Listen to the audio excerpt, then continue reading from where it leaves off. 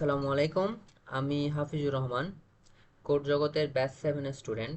So আমি আজকে একটা পোর্টফোলিও বানাইছি যেটা হচ্ছে ফ্রন্ট এন্ড ডেভেলপারের। সো এটা হচ্ছে আমার পোর্টফোলিও। সো আজকে হচ্ছে আমি আমার এই যে সম্পূর্ণ পোর্টফোলিওটা দেখাবো, সেই সাথে জিনিসটা আমি কিভাবে বানাইছি সেটাও একটু একটু এক্সপ্লেন করব।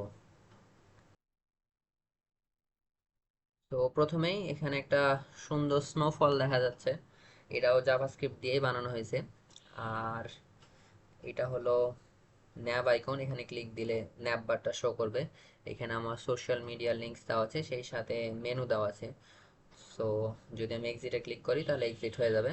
আর এখানে ইমেলও দেওয়া আছে, এখানে ক্লিক করলে আমার হচ্ছে যে আমার তো না, আপনাদের জিমেল অ্যাকাউন্টে নিয়ে যাবে, তারপর এই ইমেল দিয়ে আপনি আমাকে কন্ট্যাক্ট করতে পারবেন। সো এই তো।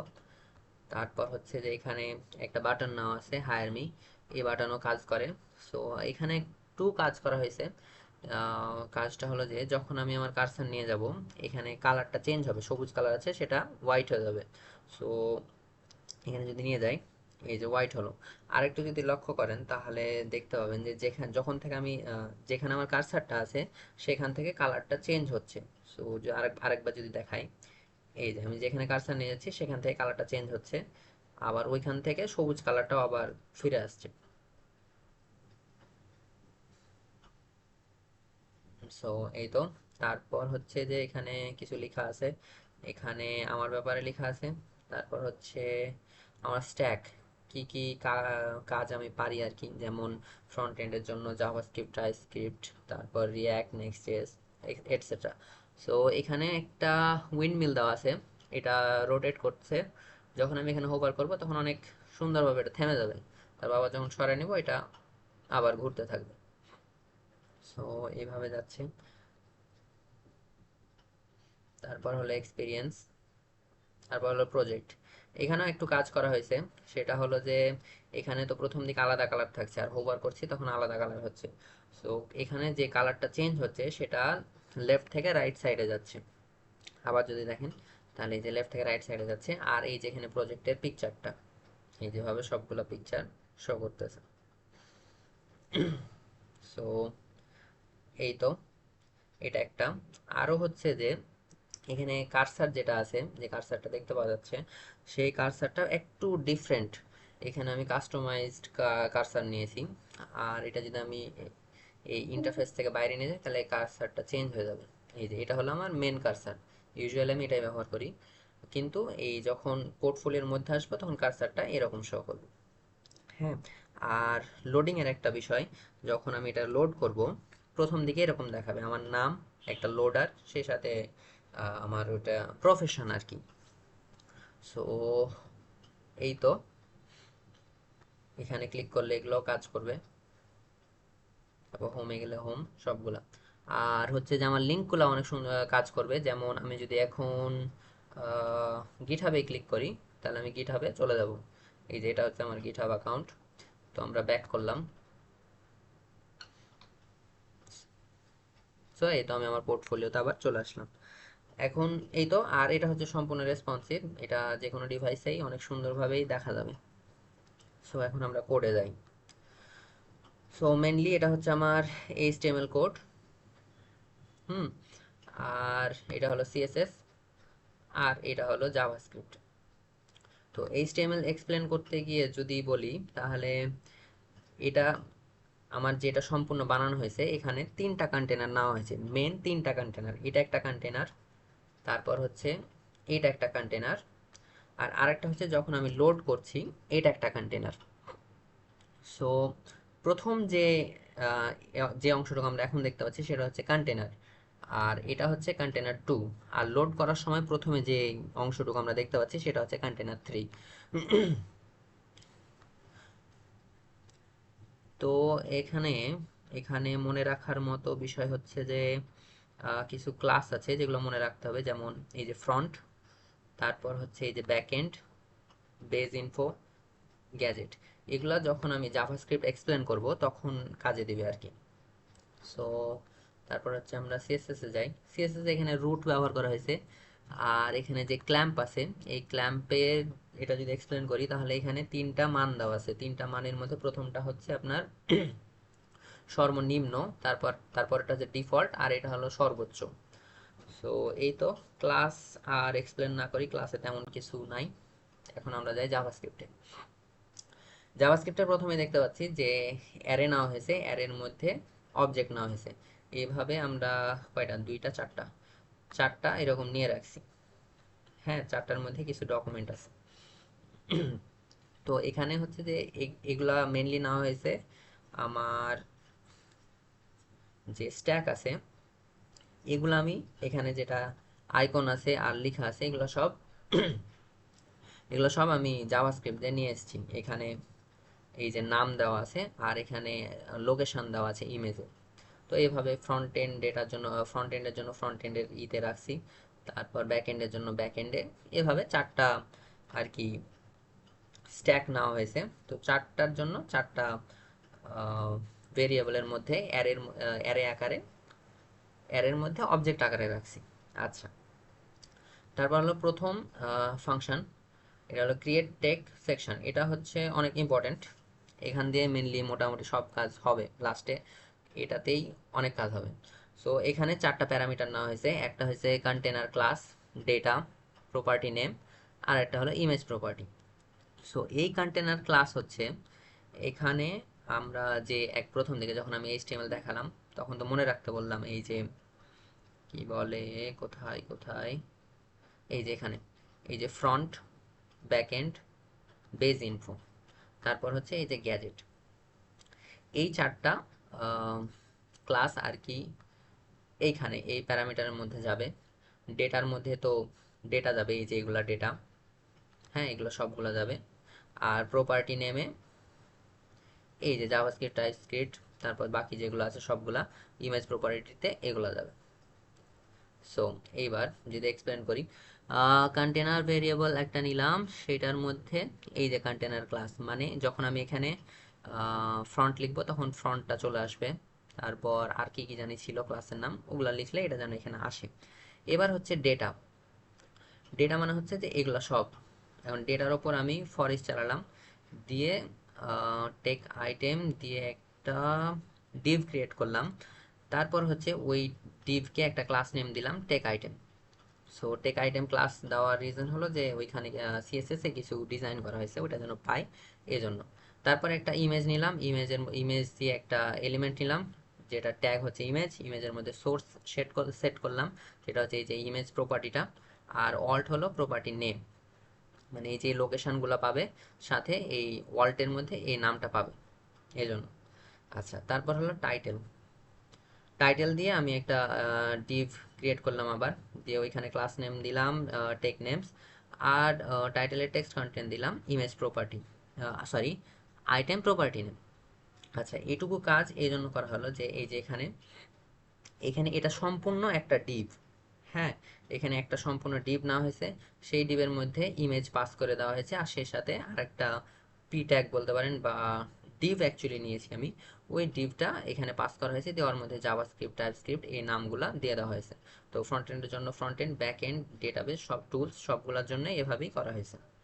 তারপর হচ্ছে কি, যেগুলো আমরা এই যে ডিপ বানালাম, ইমেজ বানালাম, এই যে টেক আইটেমের মধ্যে ইমেজটা অ্যাপেন্ড করলাম, টাইটেল অ্যাপেন্ড করলাম, আর কন্টেনারের মধ্যে এই যে টেক আইটেম, মানে এই যে মেন যে ডিভ, যার মধ্যে এই যে ইমেজ আর টাইটেল আছে, সেটাকে কন্টেনারের মধ্যে রাখলাম।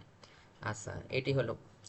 তারপর হচ্ছে যে এখানে আর কি মেন কাজ করতেছে, উইন্ডো হচ্ছে একটা গ্লোবাল অবজেক্ট, যখন ওটা লোড হবে আর কি, তখন ক্রিয়েট ফলিং ডটস একটা ফাংশন বানানো হয়েছে, সেটা চলবে। আর আরেকটা হচ্ছে যে ইনিট মেন কন্টেন্ট ফাংশন বানানো হয়েছে, ওইটা চলবে। সো আমরা যখন নিচে যাব তখন সেটা আর কি এক্সপ্লেন করব। এখন এখন হচ্ছে যে হ্যাঁ, এইটুকু কাজ হচ্ছে যে আমরা প্রজেক্টের ওপর যখন হোভার করছিলাম তখন তো ইমেজ আসছিল, তাই না? সো ওইটুকুর কাজ ওইখানে করা হয়েছে, এই যে এইটুকু কাজ, এই যে আমি যে হোভার করছি তখন যে ইমেজটা আসছে, সেটার কাজ এখন আমি এক্সপ্লেন করব। সো প্রথমে প্রজেক্টস দিয়ে একটা ভেরিয়েবল নিলাম, দিয়ে যতগুলা ডিভ আছে, ডিভের মধ্যে ওই যে ইমেজ আর লেখাটা আছে, ওই ডিভটাকে আমি নিলাম, প্রত্যেকটাতে প্রজেক্ট ক্লাস দেওয়া হয়েছে, দিয়ে কোয়েরি সিলেক্টর অল দিয়ে সবগুলা ডিভ নিয়ে নিলাম, বা প্রজেক্টটা প্রজেক্টের ওই ডিভটা নিয়ে নিল। তারপর সেটার উপর ফর ইচ চালালাম, দিয়ে ওটা প্রজেক্ট দিলাম একটা দিয়ে এক একটা প্রজেক্ট যেন আমি পেয়ে যাই, বা এক একটা ডিভ যেন আমি পেয়ে যাই। তারপর সেই ডিভের মধ্যে যে ইমেজ আছে, সেই ইমেজটাকে আমি ইমেজ ভেরিয়েবলের মধ্যে নিলাম। হ্যাঁ, তারপর প্রজেক্ট নিলাম, প্রজেক্টের মধ্যে যখন আমি অ্যাড ইভেন্ট লিস্টার একটা দিলাম, সেখানে মাউস যখন এন্টার করব, তখন এখন প্রথম দিকে যখন আমি হোভার করছি না বা মাউস এন্টার করছি না, তখন কিন্তু ইমেজটা দেখা যাচ্ছে না, কিন্তু এখানে ইমেজ আছে। ইমেজের অপাসিটিটা 0 করা আছে, যার কারণে এখানে দেখতে পাচ্ছি না। কিন্তু যখন আমি হোভার করব তখন অপাসিটিটা 1 হয়ে যাবে, দিয়ে আমি যেন তারপর আমি ইমেজটা দেখতে পাবো। সো এখানে তাই করা হয়েছে যে যখন আমি এন্টার করব তখন এই যে স্টাইল অপাসিটি 1। আর ট্রান্সফর্ম ট্রান্সলেট হেক্স, এটা খুব একটা ইম্পর্টেন্ট ছিল না, তারপরে দিয়ে রাখছি। আর যখন আমি মাউস যখন আমি সরাই নিব তখন অপাসিটিটা 0 হয়ে যাবে, আর ইমেজটা ডান পাশে একটু সরে যাবে আর কি। ওইটা দেখানোর জন্য এখানে ট্রান্সফর্ম ব্যবহার করা হয়েছে। আচ্ছা, এইটুকু অংশ শেষ। এই যে প্রজেক্টের জন্য যে এখানে যে অংশটুকু কাজ করছে ওইটুকু অংশ শেষ। তারপর হচ্ছে যে এই যে আমাদের যে স্নোফল হচ্ছে এখানে সম্পূর্ণটাই জুড়ে, এই যেখানে যেগুলো স্নোফল হচ্ছে ওইটার জন্য একটা ফাংশন নেওয়া হয়েছে। সো এই ফাংশন হচ্ছে ক্রিয়েট ফলিং ডটস, হ্যাঁ, দিয়ে কন্টেনার মানে কন্টেনার ওয়ান, এখানে যে স্নোফল হচ্ছে এটা শুধু কন্টেনার ওয়ানের মধ্যেই হচ্ছে। যদি আমি এখানে ক্লিক করি, এখানে কিন্তু আর দেখতে পাওয়া যাবে না, এখানে কিন্তু সেটা চলছে না। সো শুধুমাত্র কন্টেনারের মধ্যে স্নোফলটা হচ্ছে, ওই জন্য কন্টেনারের মধ্যে ওই ডিভটা আর কি আমি নিলাম। আর কালার্স নিলাম, দিয়ে অ্যারের মধ্যে 3টা কালার সেভ করলাম। এই 3টা কালারেরই স্নোফলগুলা এই 3টা কালারের মধ্যেই হবে এই জন্য। তারপর হচ্ছে আমরা একটা ফর লুপ চালালাম যে আহ, এই যে এখানে যে ফাংশনটা বানানো হয়েছে, যেটা আমি একটু পরে এক্সপ্লেন করব, এই ফাংশনটা যেন 50 বার মতো চলতেই থাকে, এই জন্য এই ফর লুপটা ইউজ করা হয়েছে। তারপর হচ্ছে যে এই যে এই ফাংশনটা এখন এক্সপ্লেন করবো। এই যে ফাংশন এখানে চলে আসছি। সো ডট নামে একটা ভেরিয়েবল নিলাম, দিয়ে একটা এলিমেন্ট ক্রিয়েট করলাম, সেটা হচ্ছে ডিভ। আর সেটার মধ্যে ডট ডট ক্লাস অ্যাড করলাম। এখন এইখানে যে হচ্ছে যে ডিভটা নিলাম, সেই ডিভের সাইজ বলেন আর বাকি যে বিষয়গুলো আছে সেগুলা এইখানে ডিজাইন করা হয়েছে। যেমন র্যান্ডম সাইজ নেওয়া হয়েছে, যেন যে স্নোগুলা পড়ছে সেগুলোর সাইজ যেন সবসময় একরকম না হয়, বিভিন্ন রকমের যেন হয়। তারপর হচ্ছে যে ডিউরেশন, এখানে যদি দেখাই, স্নোগুলা পড়তেছে কিন্তু একটা সময় পরে সে কিন্তু ওগুলো নিভে যাচ্ছে, আবার আসছে আবার নিভে যাচ্ছে, চলে যাচ্ছে আর কি। সো ওগুলোর জন্য সবগুলা এইখানে নেওয়া হয়েছে, ভেরিয়েবল নেওয়া হয়েছে। তারপর জাস্ট এই ডটের মধ্যে স্টাইল দিয়ে ওগুলো সব কিছু অ্যাড করে দেওয়া হয়েছে। তারপর ওই যে যে কন্টেনার আমরা নিয়েছিলাম, এই যে কোথায়, ওইটা মেবি উপরে নেওয়া হয়েছে। যে কন্টেনারটা আমি নিয়েছিলাম সেই কন্টেনারের মধ্যে ওই ডটগুলা অ্যাপেন্ড করে দিলাম। এখন ডটের মধ্যে একটা লিসেনার চালানো হয়েছে অ্যানিমেশন এন্ড, যখন অ্যানিমেশনটা শেষ হয়ে যাবে তখন ডট রিমুভ করে দিচ্ছি। এখানে যদি দেখাই, এই ডটগুলো আছে এগুলো কিন্তু একটা নির্দিষ্ট সময় পর পর হারিয়ে যাচ্ছে, হ্যাঁ। তো ওই জিনিসটাই যেন চলে যায়, ওই জন্য আর কি এই রিমুভটা ইউজ করা হয়েছে। সেই সাথে ক্রিয়েট নিউ ডট এটাও করা হয়েছে, যেন প্রত্যেকবার নতুন নতুন ডট আসতেই থাকে, যেন স্নোফলটা হইতেই থাকে। এরপর তারপর হচ্ছে এটার কাজ কি, ও আচ্ছা, এইটুকু অংশ এখন যেটা এক্সপ্লেন করব সেটা হচ্ছে এই যে এটার উপর যখন ক্লিক হবে তারপর যে অংশটুকু কাজ হচ্ছে সেটা। এখানে যদি একটু এক্সপ্লেন করি, এখানে যখন ক্লিক করছি তখন এই যে কন্টেনার টু আসছে, হ্যাঁ। আর এখানে এই অংশটুকু একটু ডার্ক হয়ে যাচ্ছে, এই অংশটুকু ডার্ক করার জন্য আমি এখানে একটা জাভাস্ক্রিপ্ট একটা ডিভ নিয়েছিলাম, তো এই ডিভটা এই অংশটুকুতে আছে। সো এখন যদি আমরা কোডে যাই আবার, এই যে ডকুমেন্ট, এখানে অ্যাড ইভেন্ট লিস্টনার আছে ডম কন্টেন্ট লোডেড, যখন ডম কন্টেন্টগুলো লোড হবে তখন এই যে বাটন বক্স, হচ্ছে এই যে এটার উপর যখন ক্লিক হবে তখন কিছু কাজ হবে। সো বাটন বক্সের মধ্যে বক্সটা ওই বাটনটা নিলাম, তারপর কন্টেনার টুকে নিলাম।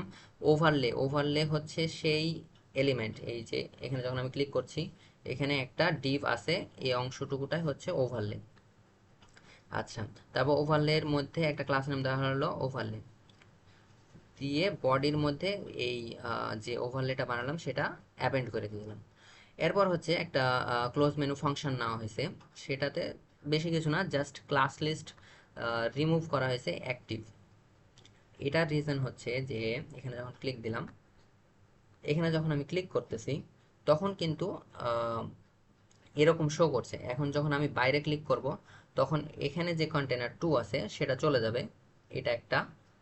আরেকটা হচ্ছে যখন আমি এক্সিটে ক্লিক করব তখনও এই কন্টেনার টুটা সরে যাবে।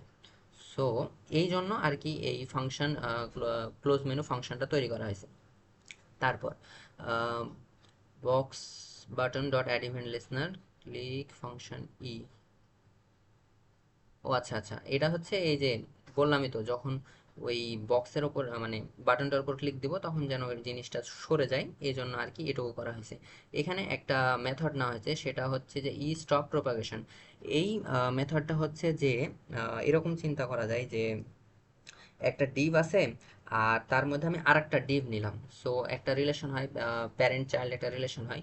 সো এরকম হয় যে যখন আমি চাইল্ডের উপর কোনো লিসনার চালাই, দিয়ে ওটা যখন আমি ক্লিক করব বা যাই করি, তখন প্যারেন্টের মধ্যে যদি কোনো লিসনার থাকে সেটাও অ্যাক্টিভ হয়ে যায়।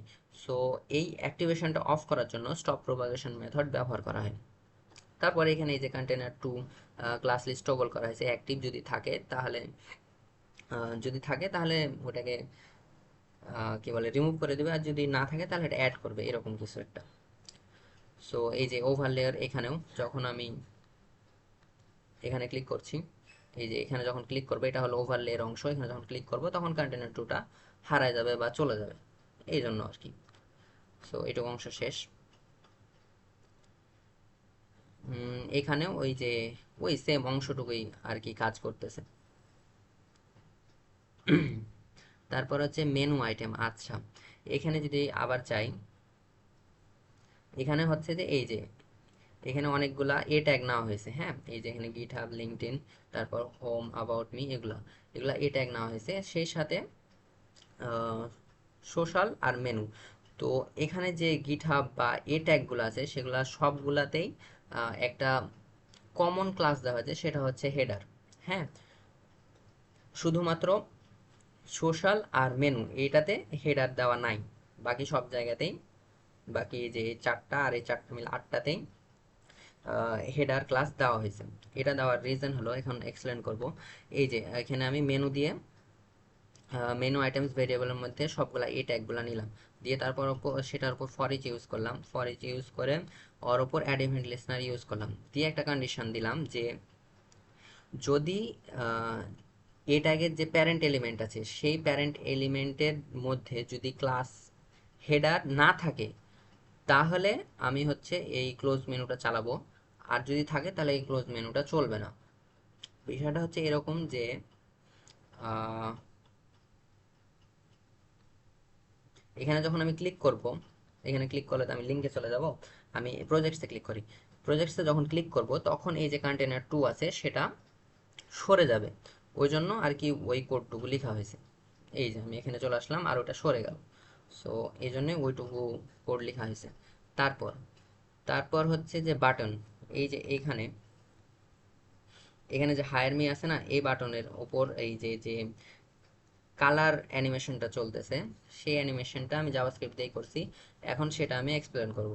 সো এখানে যদি যাই, হ্যাঁ, বাটন এলিমেন্ট দিয়ে একটা ভেরিয়েবলের মধ্যে এই বাটনটা আমি নিয়ে নিলাম।